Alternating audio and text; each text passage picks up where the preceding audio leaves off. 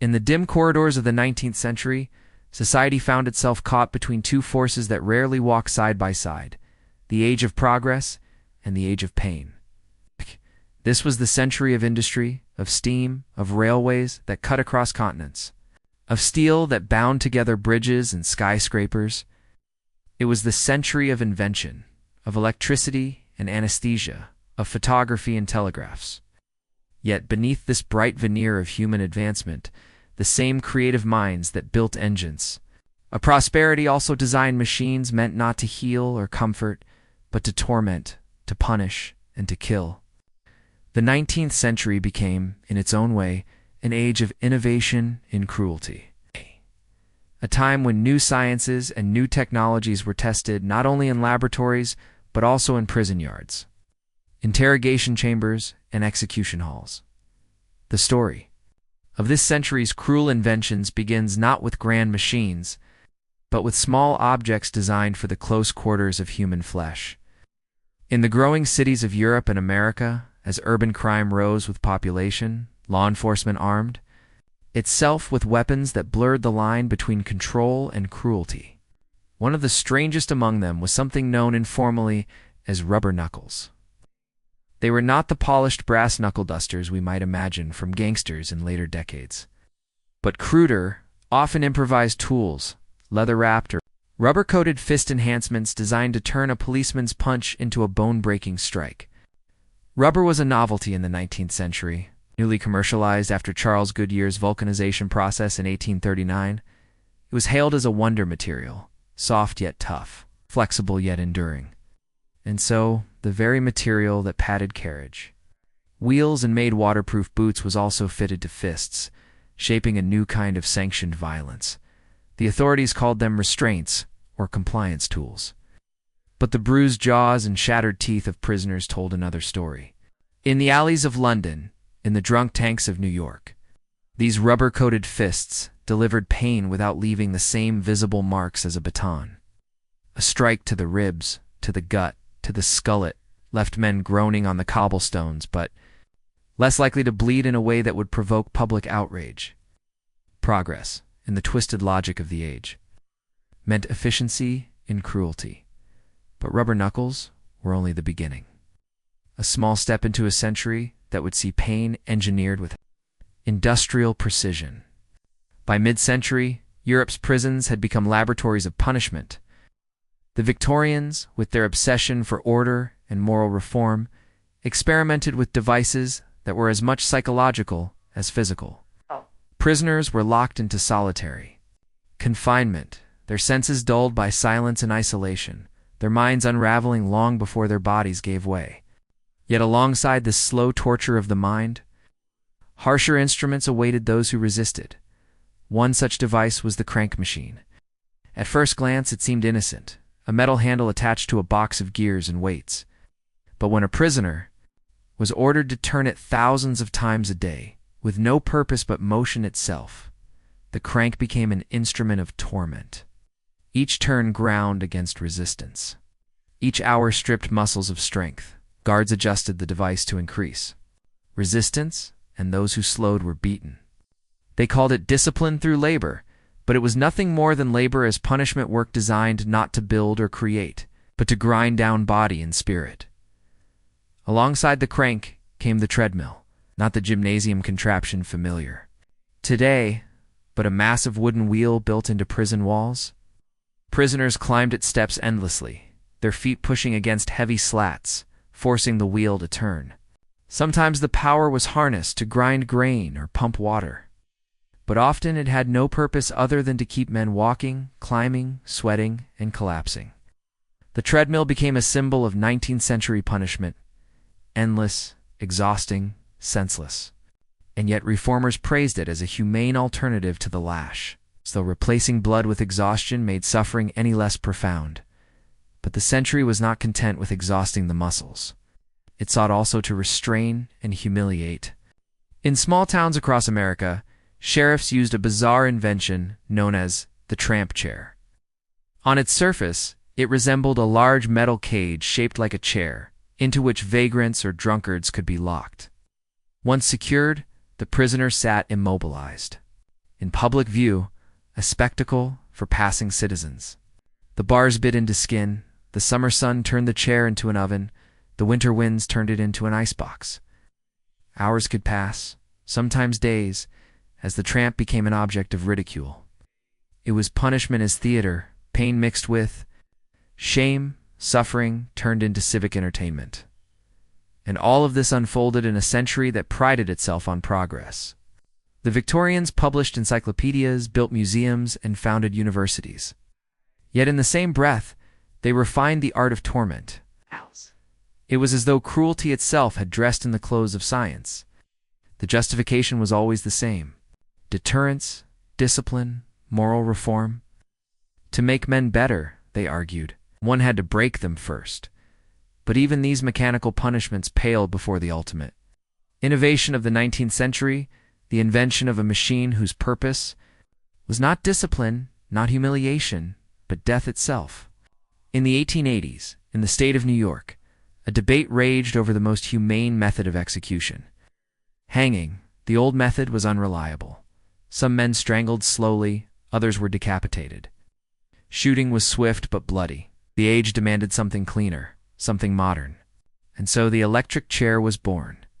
Electricity, that new wonder of science, had already begun to light streets and power factories. It was mysterious, invisible, and immensely powerful. When the idea arose that it might be used to kill, it was embraced by reformers who believed it would be swift and painless. The first prototypes were built by Harold P. Brown under the guidance of Thomas Edison himself. They strapped condemned men into a sturdy oak chair, fixed electrodes to their bodies, and sent currents of thousands of volts through their flesh. What the reformers promised, as quick and merciful, often proved otherwise. The first execution, in 1890, was a catastrophe. William Kemmler, a convicted murderer, was strapped into the chair at Auburn Prison. When the switch was thrown, the current jolted his body, his chest heaving, his fists clenching. After 17 seconds, he was declared dead, but he was not. Witnesses watched in horror as he gasped for air. The current was applied again, longer, hotter. The smell of burning flesh filled the chamber. Kemmler's body smoldered as the electricity charred his skin. The newspapers the next day described it as ghastly and inhuman, though. Officials insisted it was still progress, still more humane than the rope, and so the electric chair took its place as the ultimate symbol of 19th century innovation in pain.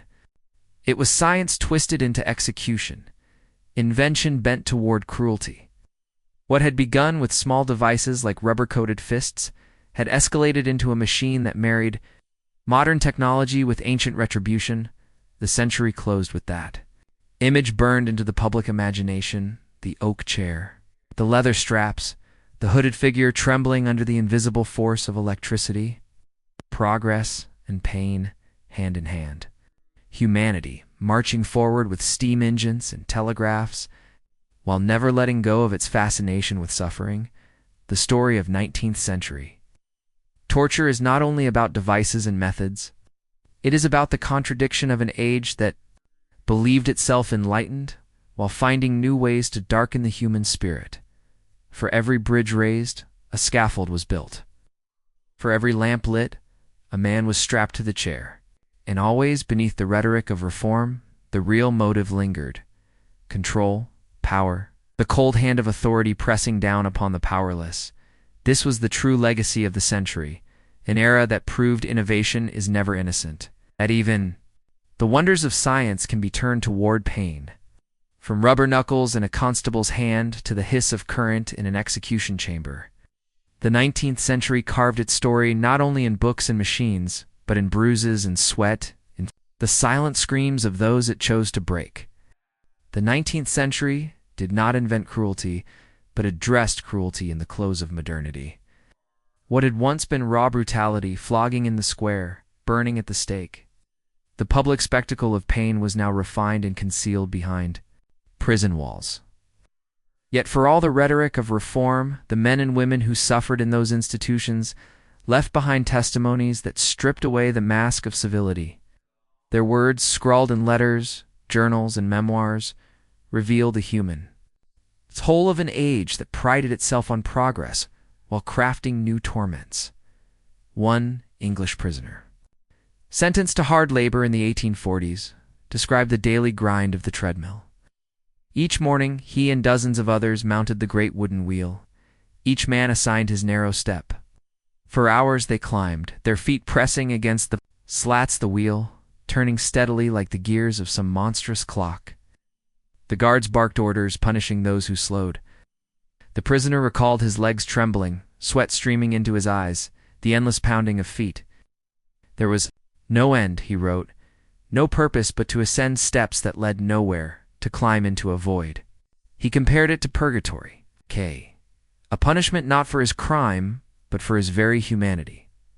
The treadmill was praised by reformers as a marvel of discipline, even a moral lesson. To the Victorians, idleness was sin, and so even punishment must take the form of labor, but this labor produced nothing. It was the very definition of futility, a grinding down of the spirit until a man became an automaton. The machine was efficient not because it built character, but because it destroyed it. Others told of the crank machine, that infernal box with its heavy handle. Prisoners were ordered to turn it tens of thousands of times each day. The guards adjusted screws to increase resistance, forcing the men to strain until their muscles burned and their joints ached. There was no product, no purpose-only motion. To fail was to be whipped. To succeed was only to earn another day at the crank. One reformer admitted that he could not look upon the device without horror, describing it as punishment reduced to mathematics. The prisoner was reduced to a cog, a body measured not by worth, but by turns of a handle. For those who resisted, harsher measures awaited. In some prisons, men were strapped into straitjackets so tight their shoulders dislocated. Others were placed in dark cells with nothing but bread and water, left for days until madness set in. Silence was enforced, conversation forbidden, the human need for speech and fellowship denied. Guards whispered of men who broke down, screaming into the void, their minds unraveling long before their bodies. The Victorians believed this would reform the soul. In truth, it only shattered it. Across the Atlantic in America's young republic, punishment took on its own peculiar forms. The tramp chair, that grotesque cage shaped like a seat, was used not only to restrain, but to humiliate. Townspeople gathered to gawk at the vagrant locked within, children jeering, merchants spitting, as though suffering itself were a carnival. The prisoner could not move. The metal bars pressed into his flesh, the sun beat down, flies swarmed. His skin, sweat pooled beneath him, and hours dragged on. Some fainted, others begged for mercy, but the spectacle continued. The chair was meant not only to punish the individual, but to send a message to the crowd. This is what awaits those who defy order. This public aspect of punishment, though reduced compared to the medieval era, never vanished. Even the electric chair, when introduced, was first performed before an audience of officials, doctors, and reporters. The idea was always the same, to demonstrate power, to show that the state held life and death in its grasp, and to use the body of the condemned as a stage for authority, but the most chilling accounts come from those who witnessed the first. Executions by electricity. William Kemmler's death in 1890 was described in harrowing detail by journalists who attended. They watched as he convulsed, the current coursing through his body. At first, there was silence, no cries, only the grim stillness of the strapped figure. Then came the jerking, the smell of burning. A reporter later wrote, the stench was unbearable. It was the smell of roasting flesh, and it filled the chamber. The man's hair, his skin it smoked. The executioners insisted it was humane. Yet the witnesses left shaken. Some fainted. Others swore never to return. And yet the machine was not abandoned. It was refined, adjusted, improved, as though the problem were not the act itself, but the technical execution. Stronger currents, better straps, more precise electrodes. The electric chair became a laboratory experiment, the condemned reduced. To a specimen, each death was a test, each scream a measurement, each charred body a data point in the pursuit of efficiency. It was science turned inside out, progress inverted. Behind these innovations lay a question rarely spoken aloud. Why was society so determined to invent new ways to inflict pain? The answer lies partly in fear. The 19th century was a century of upheaval, industrial revolutions, class conflict, urban unrest, the rise of anarchists and radicals. Authority clung to punishment as a means of control. Technology could build factories. It could also build prisons. If it could light streets, it could also darken cells. Pain became a tool not only of justice, but of power, a language spoken by the state to remind its citizens who held dominion. Yet there was another motive. Darker still, fascination. The Victorians, for all their piety, were drawn to the macabre. Torture museums opened across Europe, displaying racks and iron maidens, many of them fakes manufactured in the very century that claimed to abhor barbarism. Crowds flocked to see these relics, shuddering with delight at the horrors of the past. At the same time, they sat in courtrooms to watch real prisoners broken by new devices, and they read lurid newspaper accounts of executions. Pain was entertainment. As much as punishment, a guilty pleasure dressed in the clothes of morality. And so, the story of 19th century cruelty is not only about the devices themselves, but about the people who gathered to watch, who justified, who invented, and who profited. The makers of the electric chair were not sadists in the shadows. They were respected engineers, men who believed they were serving humanity. The sheriffs who locked men into tramp chairs were not villains of fiction. They were elected officials, cheered by their communities. The guards who forced prisoners onto treadmills were not monsters. They were working men doing their duty. This, perhaps, is the most terrifying truth of all. Cruelty in the 19th century was ordinary, woven into the very fabric of society, as natural to its citizens as steam locomotives or telegraph wires, and always in the shadows were the voices of those who endured. Some left memoirs like Oscar Wilde, imprisoned in Reading jail, who described the crushing monotony, the silence, the endless labor. Others left no words, only scars, only the memory carried by those who loved them. A brother who never returned from prison, a father whose mind broke in solitary confinement, a mother who wept at the sight of her son's charred body after an electrocution. Their stories remind us that behind every invention of pain was a human being, a life reduced to suffering. As the century drew to a close, the contradictions grew sharper. Cities glowed with electric light, but that same current coursed through the veins of the condemned. Hospitals pioneered anesthesia, learning to dull pain, while prisons pioneered devices to create it. Humanity built libraries filled with knowledge, while continuing to build machines of torment. The 19th century was not a simple march from darkness to light. It was a dance between the two, each step of progress shadowed by a step of cruelty, and in that dance, one could see the outlines of the future. The electric chair would dominate the 20th century, its image seared into culture. Other devices, too, would evolve. The crank and the treadmill would inspire new forms of forced labor. Solitary confinement would spread across the globe, its psychological wounds studied by doctors even today. What began as innovations in the 19th century became legacies of punishment that haunt us still. The age of progress had revealed a secret that the human imagination, once unleashed, cannot be confined to the noble alone.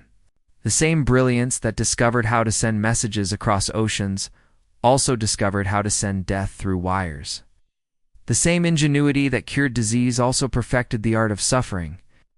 And so the century ended as it began, torn between its dream of enlightenment and its hunger for control, between the promise of the future and the shadow of pain. By the time the century gave way to the 20th, the inventions of pain it had birthed lingered like ghosts. The rubber-coated fists of constables, the endless turning of cranks, the humiliation of tramp chairs, the suffocating silence of solitary cells, and the hiss of current in the oak chair, these were not merely curiosities of the past.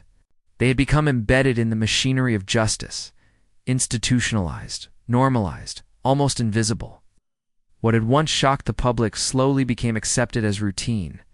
And herein lies the true innovation of the 19th century, not simply the creation of new devices of torment, but the transformation of cruelty into something ordinary, efficient, and modern. To walk into a prison at the dawn of the 20th century was to see the century before etched into stone and steel. The very architecture spoke of punishment. Corridors stretched endlessly, doors clanged shut with a mechanical finality. Cells were designed not for comfort but for control, narrow and barren, with light slanting in through tiny barred windows. The panopticon, Jeremy Bentham's infamous design, hovered over these institutions like a specter. Though rarely built in full, its principle that a prisoner must always feel. The gaze of authority permeated the design of penitentiaries across the Western world. Surveillance became itself a form of torture, a pressure upon the mind that eroded dignity and selfhood. But for all the changes in stone and steel, the heart of punishment remained the same. The application of suffering as a means of control. The state had learned that to maintain order in the age of revolutions and factories, it could not rely only on gallows and whips. It needed devices that promised to be humane, that cloaked cruelty in the language of science. The electric chair was the crown jewel of this logic. Its creators spoke of it as a mercy, a modern marvel that spared men from the slow agony of the rope. Yet the reality remained grotesque. Witness after witness testified to bodies writhing, to smoke rising from charred skin, to the smell of death. Carried not by gunpowder or fire, but by the invisible hand of electricity. It is tempting to imagine that those who watched recoiled in horror, that society recoiled with them. But the truth was more complex. Some did recoil, yes. Ministers spoke. Against it, writers described it as barbaric. Reformers begged for alternatives. But others found in it a grim satisfaction. The spectacle of justice served, the finality of death delivered by a machine. The aura of science lending legitimacy reassured a public anxious about crime, about disorder, about the shifting tides of modern life. In this way, the electric chair was not simply a tool of punishment, but a performance of authority. Its oak frame and leather straps became props on a stage, where the state declared its power to all. And this performance carried forward into the 20th century. The chair would execute thousands, from the infamous to the forgotten. It became a cultural symbol, appearing in photographs, novels, films. It haunted nightmares and inspired protests.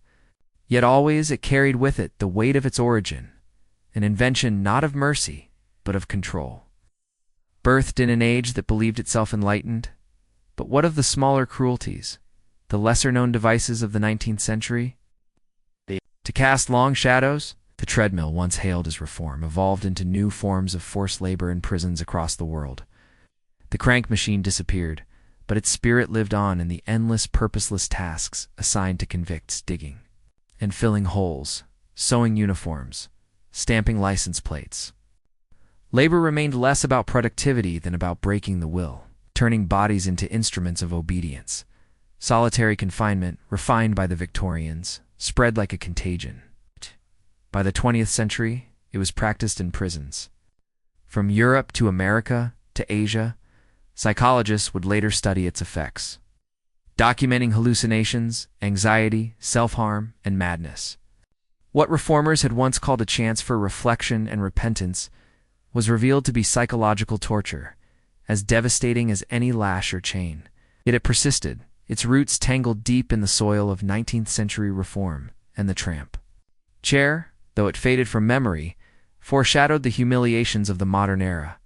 The idea of turning punishment into public spectacle, of exposing the prisoner to ridicule, found echoes in chain gangs paraded down highways, in mugshots plastered in newspapers, in the shaming rituals of penal colonies.